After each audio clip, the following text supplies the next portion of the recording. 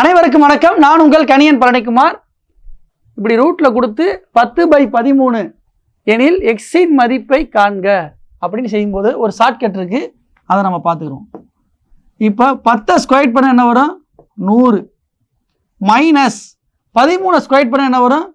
169. அப்போ -69. இதுதான் ஆன்சர். ஓகேவா? இது ஷார்ட்கட்டு. இது 10/13 கொடுக்கும்போது மேலே இருக்கிற நம்பரை ஸ்கொயர் பண்ணுறேன், மைனஸ் போட்டு கீழே இருக்கிற நம்பரை ஸ்கொயர் பண்ணுறேன், பண்ணோம்னா ஆன்சர் வந்துடுது. இது வந்து ஷார்ட்கட். இது வந்து நேரடி வழியை நம்ம பார்த்துடணும்.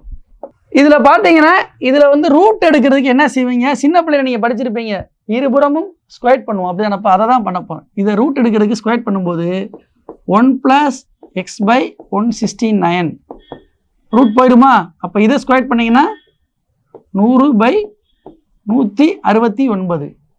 அப்போ இது எல்சிஎம் எடுப்பீங்க, அப்படி தானப்பா? 169 + x / 169 = 100/169. அப்படி தானே?